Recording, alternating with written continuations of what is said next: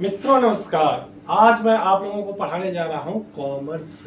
यदि आप कॉमर्स के स्टूडेंट हैं, यदि आप कॉमर्स को बेसिक से सीखना चाहते हैं तो आज की कक्षा आपके लिए बहुत ही फायदेमंद होने वाली है, क्योंकि आज की कक्षा में मैं कॉमर्स को बेसिक स्तर से अर्थात कि जीरो से पढ़ाना शुरू करूंगा।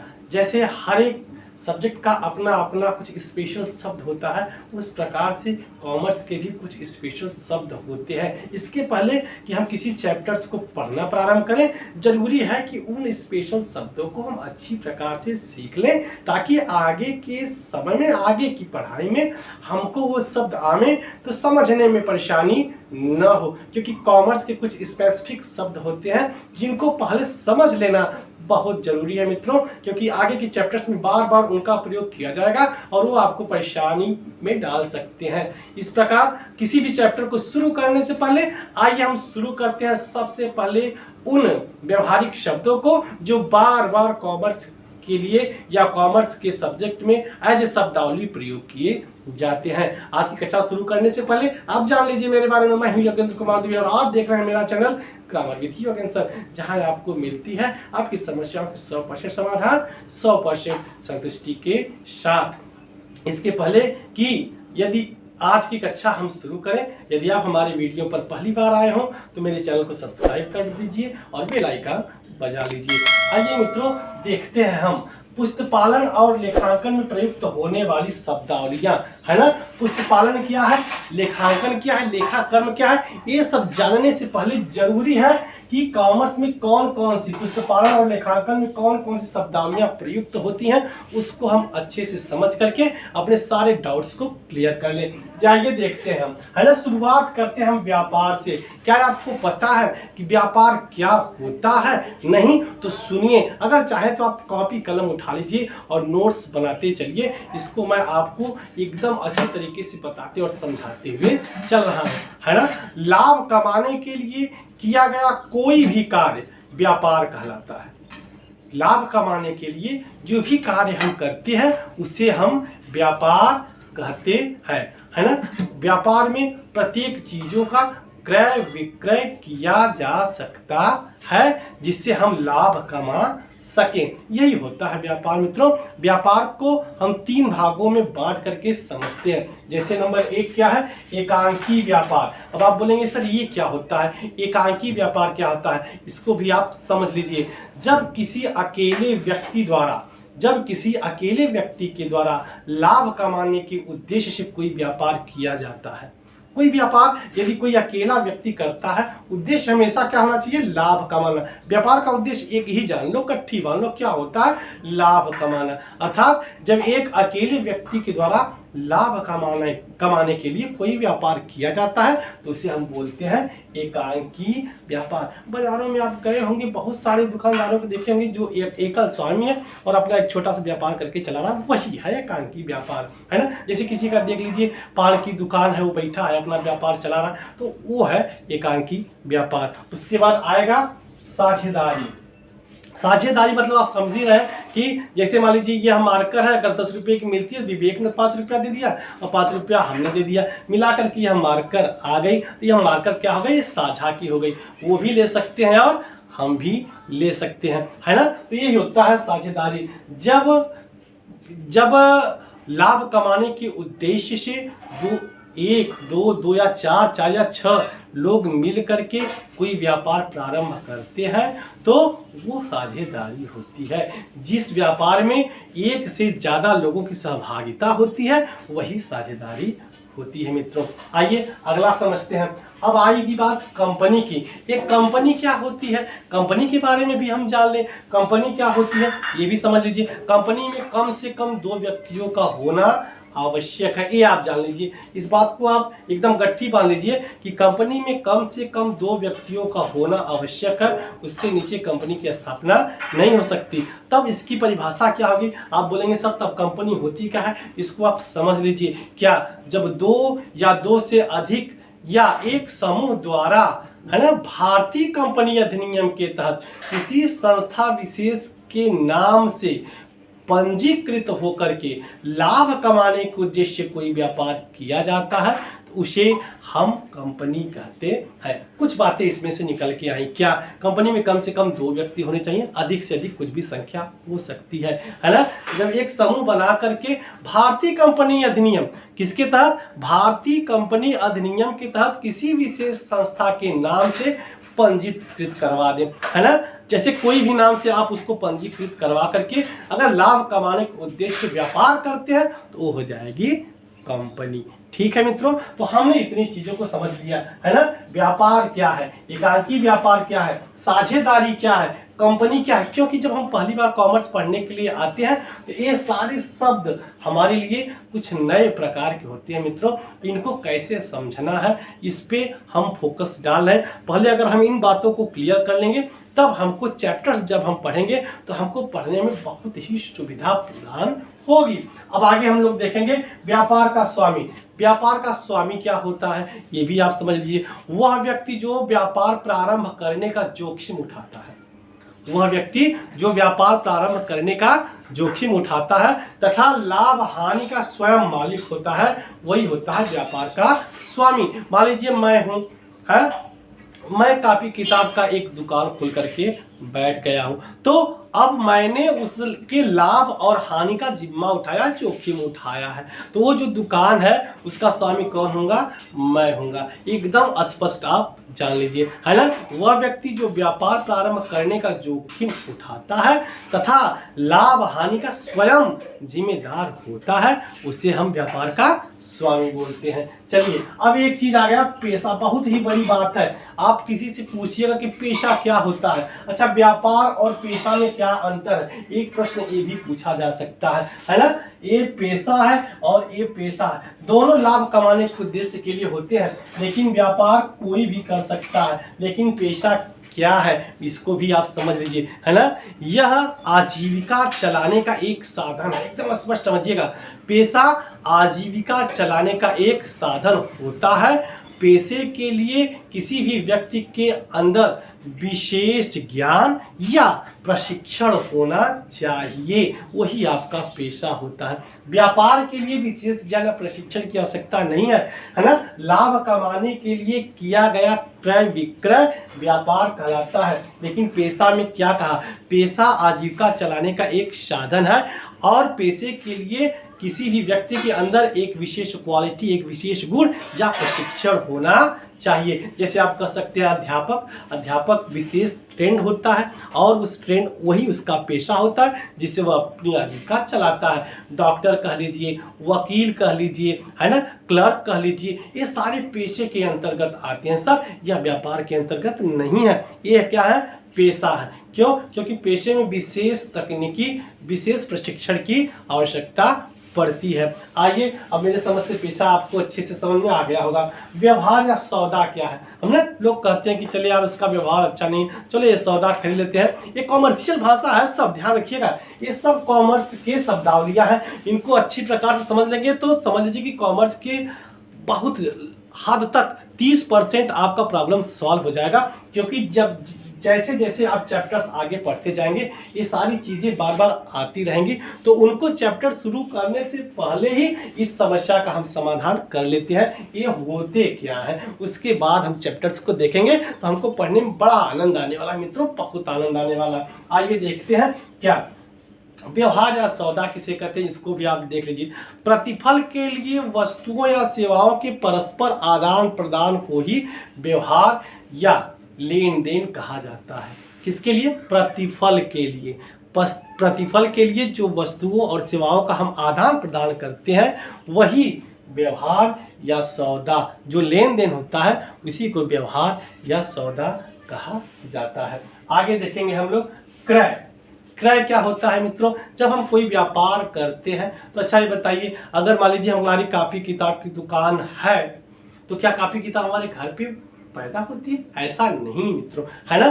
क्रय क्या होता है? तो जब हम लाभ कमाने के उद्देश्य से किसी भी वस्तु का विक्रय करके लाते हैं, किसी वस्तु का विक्रय करके लाते हैं और उसको लाभ के उद्देश्य से बेचते हैं, तो वही क्या होता है? क्रय होता है। मान लीजिए हम इस मार्कर को हमको बेचना, तो पहले हम तो कंपनी से, मार्कर बनाने वाली कंपनी से इसको क्रय करेंगे ना। तो क्रय माने होता है खरीदना, परचेज करना। उसके बारे में आप जानते हैं, आप डेली में मार्केट में जाते होंगे, कुछ ना कुछ क्रय करते होंगे। तो क्रय है सीधे खरीदना, है ना। व्यापार की भाषा से क्रय क्या है? व्यापार की भाषा में क्रय हमेशा लाभ कमाने के उद्देश्य से किया जाता है। अगली चीज इसमें आ जाएगी वापसी, मैंने दिया है, इसको बोलते हैं क्रय वापसी। क्रय वापसी क्या होता है मित्रों? चलिए मान लीजिए कि कोई किसी की कपड़े की दुकान है, एक व्यक्ति गया, मान लीजिए यही कोट खरीद के लेकर के गया, घर गया तो घर वालों ने कहा क्या इसी कोट खरीद के लाया यार, इसका तो रंग ही अच्छा नहीं है, ये अच्छा नहीं लग रहा है। तो आप, हम बड़ी परेशान है, क्या करें सर? हमने कहा कि यार इसको वापस करो, इसको वापस करो, चलो तुमको हम बनारस कोई और अच्छा सा दिला देते हैं, ये क्या ले लियो। तो अब ये जो है मैं कोट जा करके, मान लीजिए इसी में का 3 कोट लाया हूँ, 2 कोट तो लोगों ने सेलेक्ट किया और इसको रिजेक्ट कर दिया, है ना। तो मान लीजिए 3 कोट मैं जा करके 2000 रुपये का खरीदा हूँ और लगभग एक कोट 650 रुपये या 700 रुपये के आसपास पड़ता है। यहाँ 2100 मान लीजिए तो क्लियर हो जाएगा। 2100 रुपये में मुझको 3 कोटें पड़ी हैं, 2 तो लोगों ने सेलेक्ट किया लेकिन एक को रिजेक्ट कर दिया। तो मैं गया, भैया कहा एक कोट अपना वापस ले लीजिए आप, है ना, ये कोट अपना वापस ले। तो क्रय किए गए माल का हमने वापस कर दिया, इस क्रय को हमने वापस कर दिया, तो यही हो जाता है क्रय वापसी। तो यहाँ 2100 में से 700 उसके घट जाएगा। विक्रय वापसी जब हम कोई माल बेच देते हैं, ये दुकानदार के लिए, है ना, जब कोई हम माल बेच देते हैं और बेचा हुआ माल जो है वापस आ जाता है तो वो हो जाता है विक्रय वापसी। ठीक इसी अंदाज में, है ना। माल क्या है? अब आप पूछेंगे कि सर माल क्या है? माल बहुत हमने सुना है। माल क्या है? तो जिस वस्तुओं का व्यापार स्वामी करता है ना, तो उस व्यापार के लिए वह वस्तु माल ही कही जाती है। मान लीजिए हमारा सब्जी का ही धंधा है, तो अगर हम टमाटर, पालक, मुरई, बैगन बेचते हैं तो मेरे लिए क्या है? माल है ना। जब हम उसको क्रय करके लाएंगे तो वह मेरे लिए माल है। अगर हम मान लीजिए कि किसी परचून की दुकान कर रहे हैं तो उसमें जितना भी निरमा, तेल, साबुन, चना, मटर, दाल, ये उस व्यापार के लिए क्या कही जाती है? माल कही जाती है। तो इसको दूसरे व्यवहारिक तरीके से अगर आप समझेंगे कि जिस वस्तु में हम व्यापार करते हैं वह वस्तु उस व्यापार के लिए माल कहा जाता है। मित्रों, कोई परेशानी हो रही है? यदि आपको मेरा चैनल अच्छा लगे तो चैनल को सब्सक्राइब जरूर कर दीजिएगा। यहाँ आपको मिलेंगे 100% सॉलिड कंटेंट आपको मिलेंगे मित्रों, ये दावा है। और आप धीरे सही लेकिन कॉमर्स को एकदम 0 लेवल से सीखते हुए चले जाएंगे। मेरा एक प्रयास है कि आपको 0 लेवल से कॉमर्स सीखते आगे तक बढ़ाऊं, है ना। ये इसके बाद आ गया देनदार क्या है और लेनदार क्या है। तो पहले हम लोग देनदार की बात करते हैं, डेटर्स इसको इंग्लिश में बोलते हैं। देनदार क्या होते हैं? जान मान लीजिए मेरे व्यापार थे, मैं व्यापारी हूँ, मुझसे कोई जो है 500 रुपये का उधार माल लेकर के गया तो मेरा देनदार है। मैंने किसी को 10,000, शादी विवाह में देखिए अक्सर होता है कि दुकानों से, गहने की ज्वेलरी की दुकान से लोग 50-60 हज़ार की ज्वेलरी लेके चले आते हैं। कपड़े की दुकान से लड़के लड़की के लिए जो कपड़े रेडीमेड होते हैं उसको लेकर के चले आते हैं। या परचून की दुकान वाले का 20-30 हज़ार, 40 हज़ार, 50 लाख रुपए का माल उठा करके लेके चले जाते हैं। अपने व्यवहार के ऊपर, व्यवहार वही है ना, व्यवहार मैंने आपको समझा दिया ऊपर, है ना। जो प्रतिफल के लिए वस्तु और सेवाओं का आदान प्रदान वही व्यवहार है। तो अपने व्यवहार अगर उनका अच्छा, लेन देन अच्छा है, लेते हैं और समय से दे देते हैं, उनका लेन देन अगर उनका व्यवहार अच्छा है तो उनको इस प्रकार से डेटर्स, देनदार वे हो जाते हैं। अगर मान लीजिए हमने 10 बनारसी साड़ियाँ खरीदी हैं दुकानदार से, है ना, 1 लाख रुपए की, और उस समय मैंने उसका चुकता नहीं किया तो व्यापार के लिए 1 लाख रुपया मैं लेके आया हूं तो मैं उसका देनदार हूं। तो देनदार वही होता है जब व्यापार में जब कोई व्यक्ति उधार लेकर के माल जाता है तो वह उधार उसके लिए देनदार का काम करता है, उस व्यापार के लिए। लेनदार क्या होते हैं, है ना? व्यापार को सुचारू रूप से चलाने के लिए समय समय पर कुछ न कुछ चीज़ों की आवश्यकता पड़ती है। हमेशा हमारे पास पैसे नहीं रहते, व्यापार में पैसे हो सकता है कुछ कम पड़ते हो, तो हम लोग जो है उसको किसी से ले लेते हैं, या यूँ कह लीजिए कि पहले हम माल मंगाते हैं। मान लीजिए हम सीधे सीधे आलू के व्यापारी हैं, तो 10 बोरा हमने आलू मंगा लिया, तो हमने कहा हम आपका बेच कर देंगे, है ना? तो मान लीजिए शिवा एंड सन्स से मैंने 10 बोरा आलू मंगा लिया, तो उस समय शिवा और सन्स जो 10 बोरा आलू हमको दे रहे हैं वो मेरे लेनदार होंगे, क्योंकि मैंने उनको कुछ दिया नहीं, बस ऑर्डर दिया और आलू आ गया है। तो जब तक मैं उनको पैसा नहीं दूंगा तब तक वो मेरे लेनदार कहे जाएंगे, मुझसे पैसा लेने वाले। अब एकदम समझ लेंगे, लेनदार देने वाला, लेनदार लेने वाला। तो एक व्यापार में लेनदार देनदार दोनों होते हैं। कभी कभी हम ग्राहकों को माल पैसा उनके क्रेडिट के आधार पर देते हैं, और बड़े व्यापारी हमको हमारे साख के आधार पर माल देते हैं। तो हम ग्राहक हमारे लिए देनदार होंगे और हम बड़ी बड़ी संस्थाओं के लिए लेनदार होते हैं, है ना? वो हमारे बड़ी संस्थाएं हमारी लेनदार होती हैं। आइए, अशोध ऋण या डूबत ऋण क्या है इसको आप समझिएगा, है ना? तो व्यापार कैसे चलता है सर? व्यापार नगद और उधार दोनों चलता है। व्यापार में अगर आप एक सिद्धांत बना के बैठ जाएंगे कि अगर हम केवल नगद ही व्यापार करेंगे, थोड़ी मुश्किल होती है, ग्राहक कुछ नाराज हो जाते हैं, क्योंकि ये समाज ऐसा है कि वहाँ कुछ न कुछ साख और व्यवहार जरूर चलता है। तो अगर व्यापार में हमने कुछ उधार दे दिया है, 1,00,000 2,00,000, बिल्डिंग मटेरियल की मान लीजिए हमारे पास दुकान है, वहाँ सबसे ज़्यादा व्यवहार चलता है बिल्डिंग मटेरियल्स की दुकानों पर। मान लीजिए हमारे पास दुकान है, तो हमने सब पैसा दे दिया, 2-3 लाख रुपए का माल दे दिया। तो यह मत सोचिएगा कि अगर 3 लाख का आपने दे दिया तो 3 लाख आपको मिल ही जाएंगे। किसी कारण बस 3 लाख में आपको 3 लाख रुपए नहीं मिले, 40,000 रुपये नहीं मिले, 20,000 रुपये या 10,000 रुपया नहीं मिला, तो यही होता है अशोध ऋण। क्या होता है? डूबत ऋण भी इसको बोलते हैं, है ना? अशोध या डूबत ऋण, इसको इंग्लिश में बोलते हैं बैड डेट्स। क्या बोलते हैं सर? बैड डेट्स, है ना? जो उधारियां हमारे द्वारा दी जाती हैं, अगर समस्त उधारियां वापस नहीं आ जाती या समस्त उधारियां हमको नहीं मिल जाती, वही मेरे लिए क्या जाता है? बैड डेट्स हो जाता है। अब अगला आएंगे छूट बट्टा या कटौती। ये देखिएगा, है ना? छूट बट्टा या कटौती। तो व्यापार की बिक्री को बढ़ाने के लिए व्यापारी द्वारा जो छूट दिया जाता है ना, उसी को आप छूट बट्टा या कटौती कहते हैं। यह जो छूट होता है वह 2 प्रकार से दिया जाता है मित्रों, यहाँ पे लिख रखा गया है। व्यापारिक छूट। व्यापारिक छूट क्या होता है ना? व्यापारिक छूट को आप समझिए, जब मूल्य के किसी वस्तु के अंकित मूल्य पर, वस्तु के अंकित मूल्य पर, अंकित मूल्य पर, है ना, वस्तु के अंकित मूल्य पर जब हम प्रतिशत के आधार पर छूट देते हैं, किसके आधार पर? प्रतिशत के आधार पर छूट देते हैं, तो होता है व्यापारिक छूट। किस पर? किसी भी वस्तु के अंकित मूल्य पर जब हम प्रतिशत के अनुरूप कोई भी छूट प्रदान करते हैं तो उसे हम बोलते हैं कि ये व्यापारिक छूट चल रही है ना?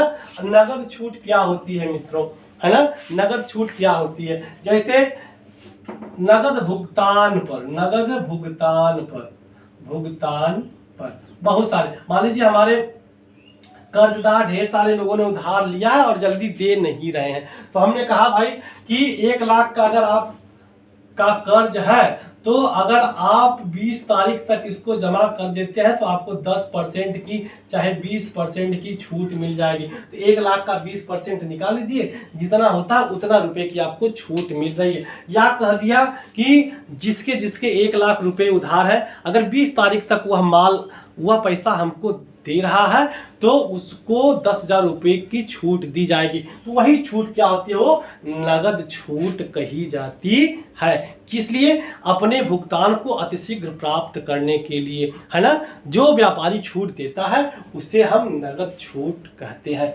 आइए अब समझते हैं कमीशन के बारे में। कमीशन क्या होता है? कमीशन क्या होता है? कमीशन का नाम हमने भी बहुत सुना होगा, लेकिन क्या स्पष्ट रूप से जानते हो आप कमीशन क्या होता है ना? कमीशन, अब इसको भी आप सुन लीजिए, क्या होता है कमीशन? यहाँ पे मैं आपको समझा रहा हूँ। है ना। जब व्यापारी अपने बिक्री को बढ़ाने के लिए, जब व्यापारी अपने बिक्री को बढ़ाने के लिए किसी तीसरे व्यक्ति की सहायता लेता है तो उसको एक निश्चित प्रतिशत में कुछ न कुछ भुगतान करता है, वही कमीशन होता है। जैसे मैंने कह दिया, हमारा साबुन लीजिए, आप 10 साबुन बेचिए, 10 साबुन पे मैं आपको 2% दूंगा, है ना। 10 साबुन पे 2%, मान लीजिए हमारा 10 साबुन होता है 200 रुपये का, है ना। आप तीसरा व्यक्ति हैं, आप 200 रुपये का मेरा साबुन बेच देते हैं, तो आपको मैंने कहा था कि 2% दूंगा, है ना। तो काट दीजिए, कितना हो जाएगा, 4 रुपया। अर्थात कि अगर 200 का आप साबुन बेचते हैं तो आपका 4 रुपया बन जाएगा। ये तो मैंने न्यूनतम तरीके से बताया हूँ, है ना। 10% अगर होता है तो 200 का बेचने पर 20 रुपया आपका और 180 रुपया मेरा होता है। तो इस प्रकार से व्यापारी अपने वस्तु की बिक्री बढ़ाने के लिए किसी न किसी सेल्समैन एजेंट को रखता है, नियुक्त करता है, किसी व्यक्ति को नियुक्त करता है और उसको एक निश्चित दर से कमीशन देता है। कैसे देता है, वही हो गया कमीशन, है ना। रहतिया या स्कंध, रहतिया या स्कंध। अब आप समझेंगे कि रहतिया क्या होता है और स्कंध क्या होता है।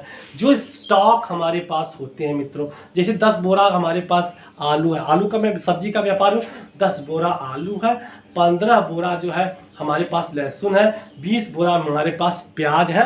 तो यही सब क्या है, जो 10 बोरा आलू है, 15 बोरा प्याज है, 20 बोरा लहसुन है ना, फिर 15 बोरा चना है, ये मेरा क्या है, ये सब स्टॉक है। क्या बोलते हैं इसको, स्टॉक है मित्रों। यही होता है स्टॉक या स्कंध। स्टॉक या स्कंध 2 प्रकार के होते हैं, प्रारंभिक स्टॉक और अंतिम स्टॉक। समझ लीजिए कि व्यापारिक वर्ष कब से शुरू होता है, 1 मार्च से। 1 मार्च के दिन जितना हमारे व्यापार में माल रहेगा तो उसे हम बोलेंगे प्रारंभिक स्टॉक। और यह बंद कब होता है,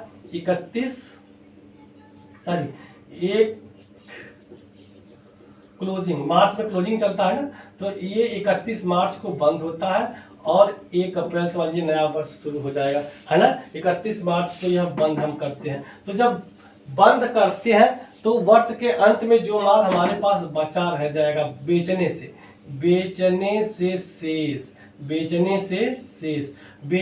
शेष जो भी माल मेरे पास बच गया वह हमारा वर्ष के अंत में क्या हो जाएगा सर, वो हो जाएगा अंतिम स्टॉक। और वर्ष के पहले दिन जितना माल हमारे दुकान में रहेगा उसको हम बोलते हैं प्रारंभिक रहतिया या प्रारंभिक स्टॉक, है ना। तो ये होता है ओपनिंग और क्लोजिंग स्टॉक, इसको 2 इंग्लिश में हम बोलते हैं। आगे लाभ क्या होता है ना। लाभ तो आप समझ ही रहे हैं, जैसे इस कलम को अगर हमने 10 रुपये में खरीदा है और 15 रुपये में या 12 रुपये में बेच दिया तो इस कलम पर हमने 2 रुपया कमाया। लाभ होता कब है मित्रों, जब विक्रय में से क्रय मूल्य को घटा लिया जाए, क्रय मूल्य को घटा लिया जाए तो बराबर लाभ हो जाता है मित्रों। 15 रुपया है, 10 रुपये की खरीदी पर 12 रुपये में मैंने बेचा है, तो 12 रुपये बेचा है तो 10 रुपये में खरीदा, क्या रुपया मिल गया हमको, 2 रुपये का लाभ हुआ। तो लाभ यही होता है, जब विक्रय मूल्य ज्यादा हो क्रय मूल्य कम हो तो लाभ। और इसका उल्टा हानि हो जाती है मित्रों, जब क्रय मूल्य ऋण विक्रय मूल्य हो जाए, है ना। हमने 10 रुपये में क्रय किया और हमको 8 रुपये में बेचना पड़ा, तो ये जो 2 रुपये का माइनस में हम गए, है ना, क्योंकि 10 रुपया हमने लागत लगाई और 2 रुपया पाया, उस स्थिति में क्या हो गया, हानि हो गई। अर्थात क्रय मूल्य ज्यादा होने पर और विक्रय मूल्य कम होने की स्थिति में हमको हानि उठानी पड़ती है। आइए अब समझते हैं अगला, पूंजी क्या होती है। पूंजी का नाम बहुत सुना होगा, पूंजी को समझ लीजिए सर, पूंजी को समझ लीजिए। पूंजी क्या होती है, तो जो धन लगा करके कोई व्यापारी व्यापार को आरंभ करता है वही उसके लिए पूंजी होती है ना। ये स्थायी भी होती है और चल भी होती है ना।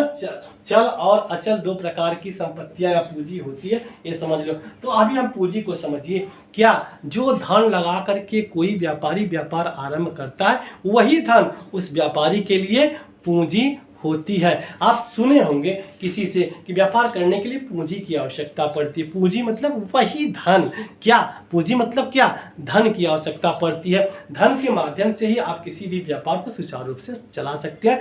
तो कोई व्यापार अगर हम चाहे छोटा व्यापारी हो, चाहे छोटी व्यापार कर रहे हो, चाहे हम बड़ा व्यापार कर रहे हो, तो जिस हिसाब से हम पूंजी लगाएंगे उसी हिसाब से हमको लाभ होता है। तो जो हम पूंजी अर्थात जो धन उस व्यापार में लगाते हैं वही ना पूंजी है, और क्या है, कुछ नहीं। आगे हम देखते हैं आहरण क्या है। आहरण, अच्छा आहरण क्या है, जब व्यापारी अपने दुकान से स्वयं अपने प्रयोग के लिए जो माल निकाल लेता है उसे आहरण करते हैं। मेरे पास जनरल स्टोर की दुकान है, जनरल स्टोर की दुकान है। चलिए भाई मेरे घर चाय की आवश्यकता है, तो उसी अपनी दुकान से हमने एक पैकेट चाय लिया। मेरी लड़कियाँ के पापा चीनी भी चाहिए तो मैंने चीनी भी ले लिया।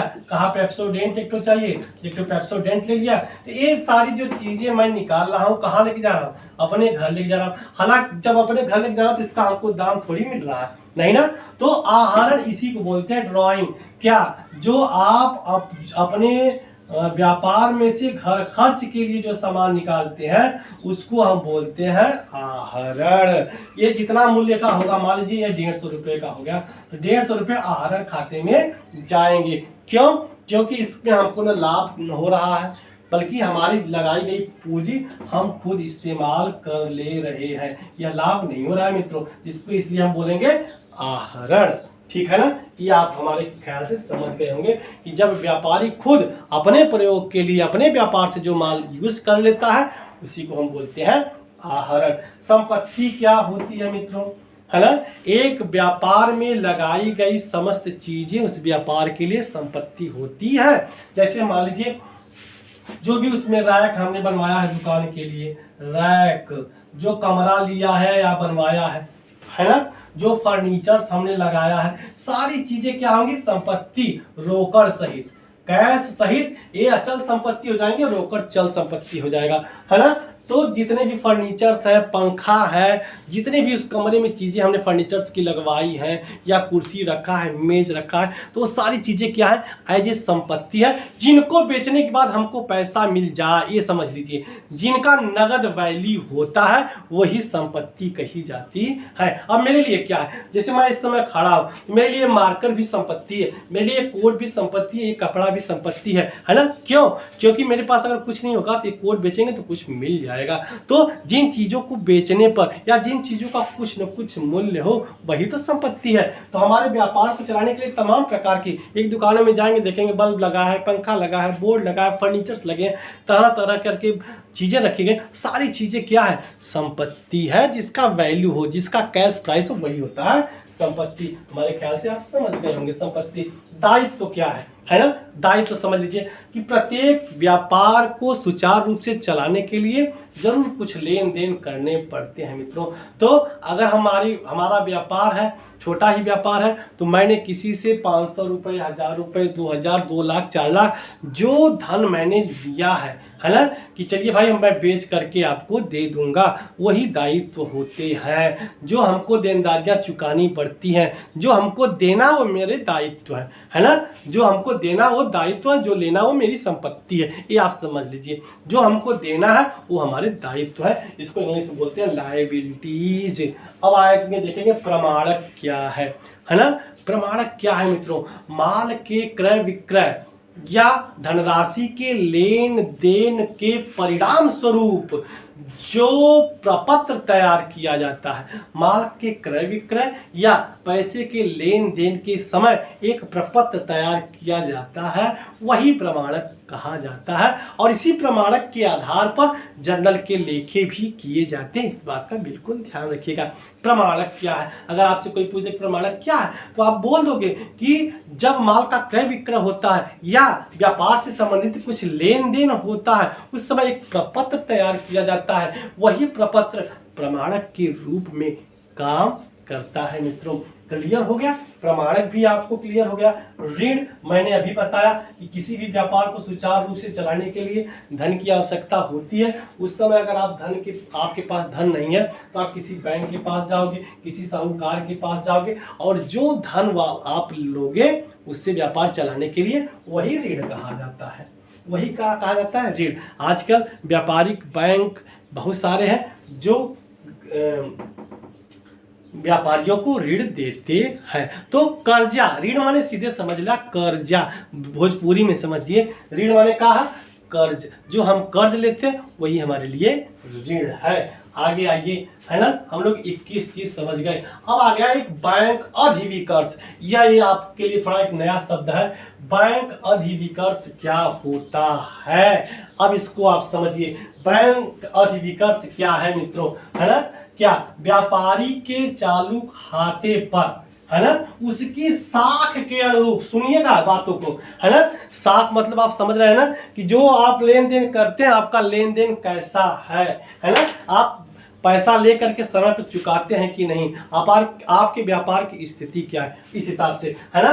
तो व्यापारी के चालू खाते पर, व्यापारी है और इसका जो है करंट अकाउंट, है ना, करंट अकाउंट, तो व्यापारी के चालू खाते पर जब बैंक उसके जमा की गई धनराशि से ज्यादा धन उधार दे दे या ज्यादा धन निकालने की अनुमति दे दे, है ना।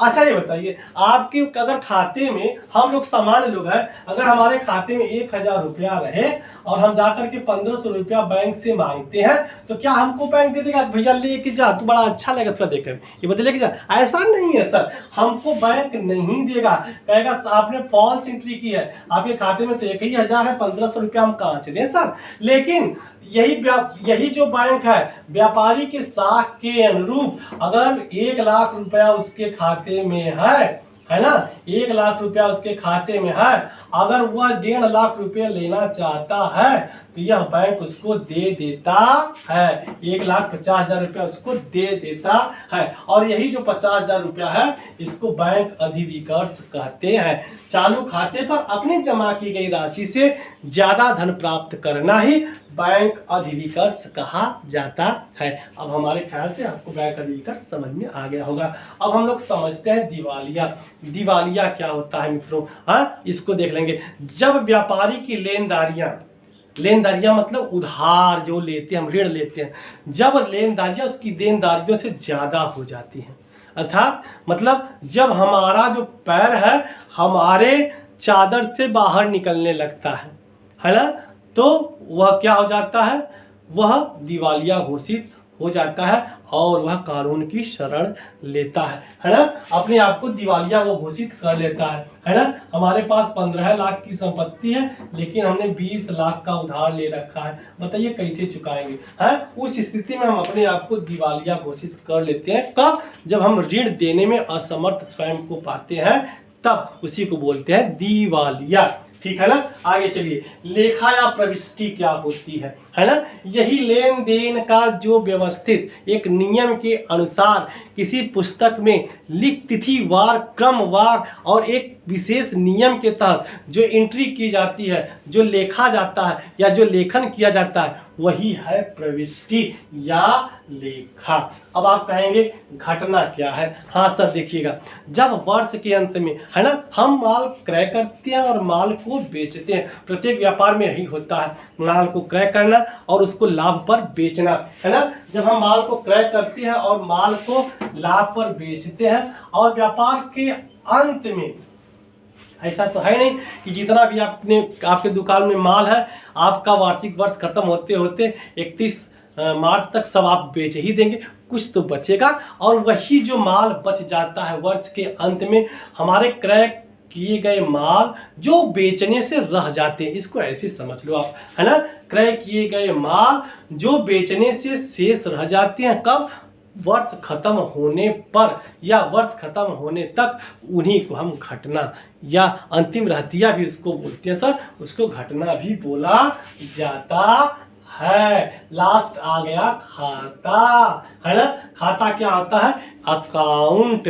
तो हर एक चीज का अलग अलग अकाउंट बनता है मित्रों। जैसे हमने अगर राम को दिया तो राम का खाता अलग रहेगा, अगर हमने वेतन दिया तो वेतन का खाता अलग रहेगा, मजदूरी अगर हम देते हैं तो मजदूरी का उसमें खाता हम अलग बनाते हैं, क्रय किया तो क्रय का अलग प्रविष्टि होता है, विक्रय किया तो विक्रय का अलग प्रविष्टि होता है, अन्य व्यय किए तो अन्य व्यय का अलग से हम प्रविष्टि करते हैं। तो ये जो अलग अलग अलग अलग अलग कॉलम में सारी चीज़ों को हम लिखते हैं, वही खाता है मित्रों। वही क्या है, वही खाता है। जैसे हमने कहा भाई रमेश का अगर लेन देन, तो रमेश के कॉलम में लिखिए। जो इसके लिए हम अलग से कॉलम बना देते हैं, जिसके लिए हम अलग से प्रविष्टि करने का एक व्यवस्था रख देते हैं, वही उसके लिए क्या हो जाता है मित्रों, खाता हो जाता है। तो मुझे आशा ही नहीं, पूर्ण विश्वास है कि जो जीरो से मैंने कॉमर्स को उठाया है, यह आज का वीडियो आपको काफ़ी पसंद आया होगा मित्रों, क्योंकि मैंने छोटी छोटी चीज़ों को स्पष्ट किया है।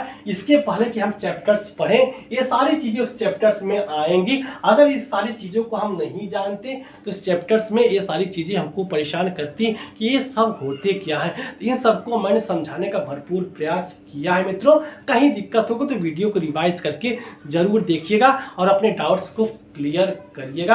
आगे की कक्षा में हम लोग पढ़ेंगे पुष्प पालन और उसके उद्देश्य और लेखा कर्म के क्या फायदे हैं और उसके क्या उद्देश्य हैं। इन सब चीज़ों को एकदम सरल और एकदम स्पष्ट शब्दों में मित्रों, यदि आपको मेरा यह वीडियो अच्छा लगा हो, पसंद आया हो, तो मेरे चैनल को सब्सक्राइब करके ज़रूर ज़्यादा से ज़्यादा शेयर करिएगा।